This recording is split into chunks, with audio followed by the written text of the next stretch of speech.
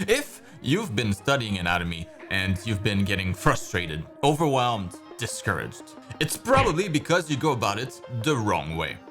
But worry not, dear students, that's about to change. I'm Marc. I've been a professional artist for many dozens of months, and now I teach art for a living. In this week's YouTube Art School episode, I'll show you the easiest and most fun way to learn anatomy. Oh, quick, class is starting.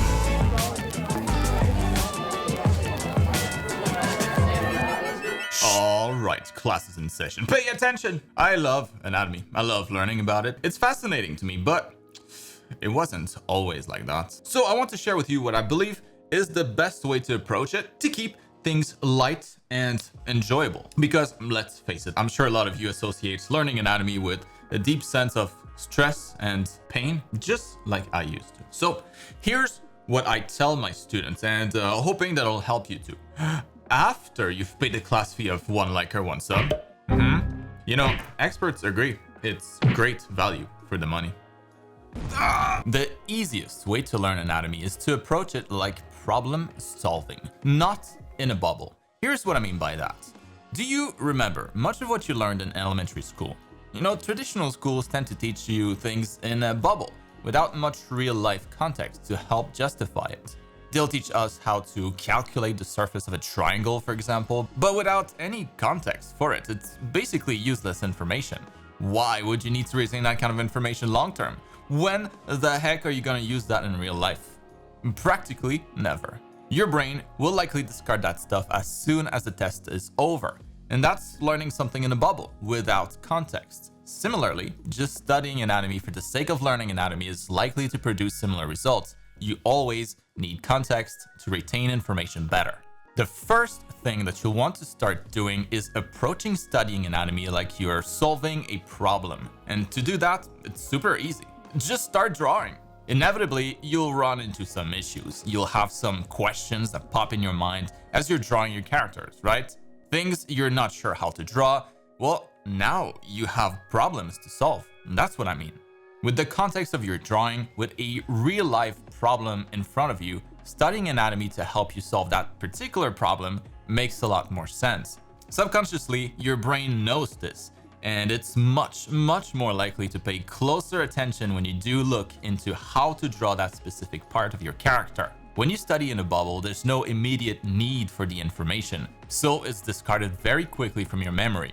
When the information actually helps you solve a problem, like allows you to continue your drawing, well, in that case, you retain far more. I'd also argue it's a lot more fun to study in that case, since you can see the results of your study immediately.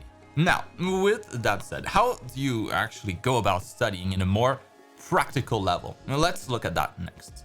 Now, this is just a quick YouTube video, but I'm going to give you a good summary of how I approach anatomy in my art school program, since I don't believe there's a better way to go about it based on all my years of experience. That's only a small part of the program though. It's a complete art education from the comfort of your home. And real quick, I wanted to mention that it's still going to be on sale all month this month to celebrate reaching 16,000 registered students. It's just crazy. It's also my birthday month in April, so I'm dropping the biggest discount of the year so far. Check it out with the link in video description. Don't miss out on this. The next big discount won't be until the end of the year. All right, plug over. Back to anatomy. The first thing that you'd want to do once you've hit a roadblock in your drawing, once you're in a problem-solving mode, is to whip out a few anatomy references for the body parts in question.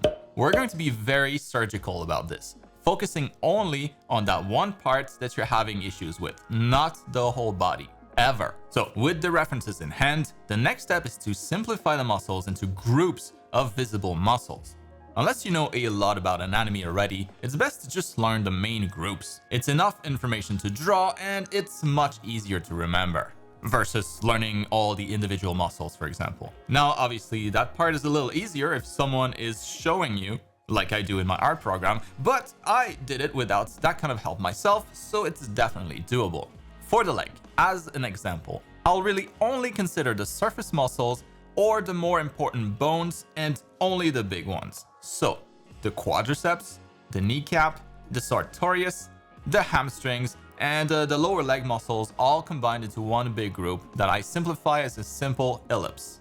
If I had problems with a different body part, well, I'd focus on the related muscles only. Now from here, it's always best to draw those simple groups of muscles a few times to really cement the information into our memory. Maybe from a few simple angles. We're not learning everything at once, so it should feel a lot easier to memorize. Even more so if your character is not in a super dynamic pose, something more neutral like a simple standing pose or something along those lines. It's always easier to learn anatomy when the character's pose is simple. Easier to find references for it too, so keep that in mind. So once you've practiced drawing the simplified anatomy that you just learned a couple of times, another great example to test yourself without having to, invest too much time is to try spotting those new muscles that you've learned on other photo references. Start by using really lean references, like really lean models, where the muscles are better defined, and just draw them on, identifying each muscles or muscle groups as you go. To increase difficulty, you can slowly transition to models that are less lean, like fatter, where the muscles might be harder to spot. You'll just have to look a little harder and refer back to a muscle anatomy chart if you're not sure. So once you've practiced drawing the simplified muscles and then practice spotting them on real photo references, you should have the necessary knowledge to solve the problem that you were having and keep going with your drawing until you hit the next roadblock and start this process all over again for a different body part. I find it's an awesome way to learn anatomy since it's no longer just a study. It's more of a detour that you have to take to complete your drawing. If you go into your character drawings expecting this to happen, it makes the learning process a lot more fun since the new information, the new knowledge directly benefits you. It's not knowledge in a bubble. Now, of course, we start with simple muscle groups, but as you do this more and more, I'm sure some of you will get curious, and start looking into the individual muscles that make up the simple groups that we talked about. And that's good. That's the process. Learning anatomy is just like creating a drawing. You start with the sketch and then you move on to the details. Similarly, with anatomy, we start with the simple groups of muscles first, and then later, we add more details to our knowledge, building on our foundation and learning individual muscles and bones when there's a need to.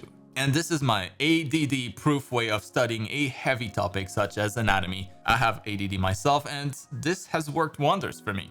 I hope it'll help you too. And that's gonna wrap it up for this week's class. If you're practicing art digitally, maybe you'd like to try the awesome line art brush that I've used for these drawings today. I'm actually giving my precious brushes away for free. One of my 2 custom brush sets that you can download with a link in the video description if you haven't already. These are brushes that I use daily. They're a selection of some of my favorite ones. You better use them responsibly. Now, make sure you have notifications enabled to be on time for next week's class. You won't want to miss it.